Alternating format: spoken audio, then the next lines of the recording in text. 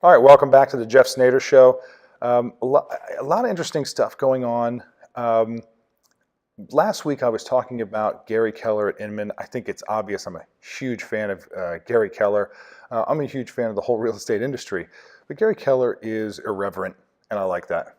I like people to break the rules. One of my idols growing up was Arnold Schwarzenegger. I remember, reading his book and loving all the lessons that were in there. One of them was break the rules, and Gary he's just your consummate rule breaker. But there was a really interesting moment where he challenged, he was talking with Brad Inman, and he challenged, they were talking about profit share. So let's actually go back there. Profit share is a system in Keller Williams where they take the profit of the company and they take about roughly half of it and give it back to the agents. And it goes back to the agents who have helped the company grow. So it's a very interesting thing. To date, Keller Williams has profit shared over $1 billion. So over $1 billion have gone back to the agents. Now, one of the things he talked about was that roughly $1 million has gone back to agents that were in EXP. So there's this moment here where he talked about some of the ideas about what he thought should happen with EXP. You'll see it here. Back and looked, and there's a group of leaders there that used to be with Keller Williams, and went back and looked, and we paid those leaders over $1 million last year. So I was wondering publicly, since they think we're broken, if they would just renounce that money. So what you'll see interesting there is that he said, renounce the $1 million. And I guess I'm going to pose some questions here. Number one is, I could completely understand why Gary says that. In fact, I back Gary's thinking on this in many ways. On the other side, though, Gary and his executives created those rules.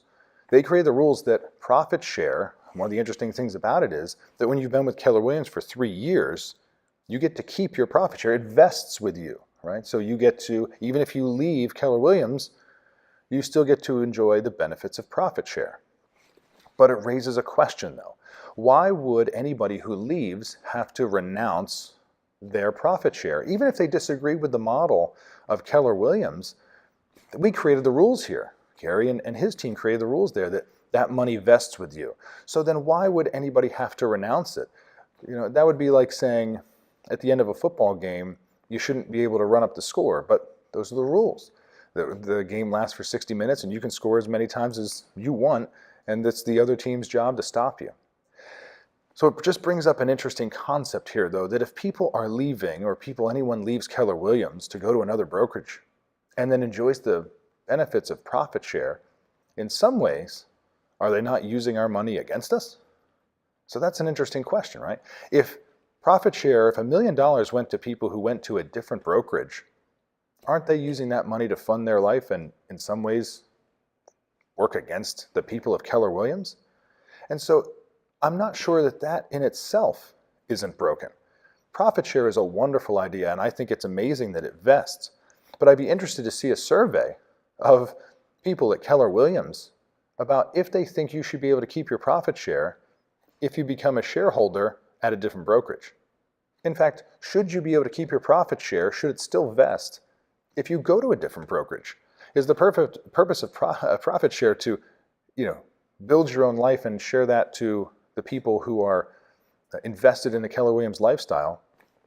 Or is it really to just give to anyone who's vested for 3 years, no matter what their actions are after?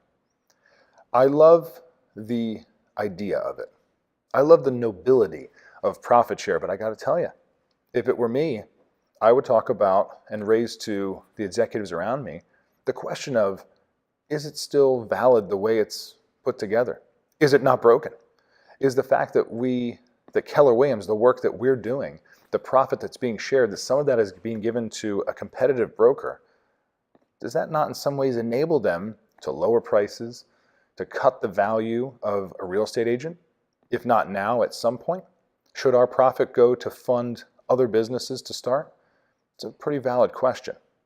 But there's one thing that Gary said that really, really makes me think it needs to be reviewed. And here it is. Well, because I'm over here. You're over there. I'm over here. Right. Yeah, I work for the real estate agent. I have my whole life. I'll go to my grave on my gravestone saying that. Yep. So, well, I'm not going to get there too soon. So let's. Yeah. Right. So if you look over here, when Inman, and I love what you do, by the way. I wouldn't have come here if I didn't appreciate you. I really wouldn't have. I just said, kiss my ass, I'm not coming. Yeah. And I didn't say that. Yeah. No, you didn't. No, I didn't. But It took a while to persuade you. well, it did, because people that work with me are more important than people that don't. Yeah. I mean, Yeah. I get paid to help certain people, and You see, I love what he said there. You care more about the people who work for you than the people who don't. The people who work for Keller Williams, in my opinion, they're the ones who deserve the profit share. The people who spent their time and paid their dues, absolutely. But the second you cross the line and go to a competition, right, into a competitive stance against Keller Williams, you got to change the rules to the game, or at least you have to talk about changing the rules to the game. Should your shares still be vested if you're on the other side? If you're now on the competitive team? If you're now on the opposition? It's a good question. I would love to hear Gary's response about why it is the way it is and why it should or shouldn't change. I guess we'll see if we have our answers.